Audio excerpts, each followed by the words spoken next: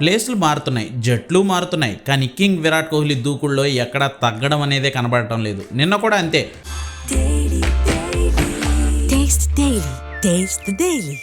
వడోదరలో న్యూజిలాండ్తో జరిగిన మొదటి వన్డేను భారత్ 4 వికెట్ల తేడాతో కైవసం చేసుకుంది. మొదట టాస్ గెలిచి న్యూజిలాండ్ను బ్యాటింగ్కి ఆహ్వానించింది టీమిండియా. ఓపెనర్లు డెవాన్ కాన్వే, హెన్రీ నికోలస్ ధాటిగా ఆడడంతో ఓపెనింగ్ పార్ట్నర్షిప్పే 117 పరుగులు పెట్టింది న్యూజిలాండ్.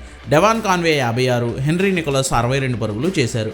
ఇక 2 డౌన్లో వచ్చిన డారెల్ మిచెల్ కూడా 84 పరుగులు బాదడంతో న్యూజిలాండ్ 50 ఓవర్లలో 8 వికెట్లు నష్టపోయి ఎగ్జాక్ట్గా 300 పరుగులు చేసింది. సిరాజ్ మియా, హర్షిత్ రాణా, ప్రసిద్ధ్ కృష్ణ 2 వికెట్లు తీశారు.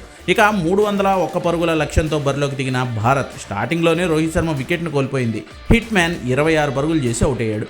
ఇక తర్వాత వచ్చిన కోహ్లీ ప్రిన్స్ శుభ్మన్ గిల్తో కలిసి ఇన్నింగ్స్ను స్టేబుల్గా ముందుకు తీసుకువెళ్ళాడు. గిల్ టైం తీసుకుని ఆడిన 56 పరుగులు చేశాడు.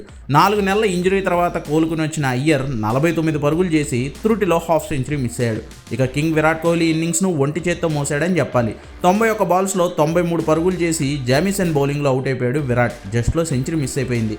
ఇక మిగిలిన పని రాహుల్, హర్షిత్ రాణా కలిసి పూర్తి చేశారు. ఫలితంగా భారత్ 49 ఓవర్లోనే 6 వికెట్లు నష్టపోయి టార్గెట్ను చేస్ చేసేసింది.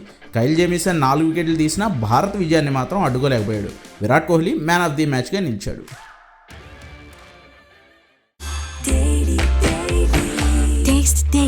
Taste the Daily.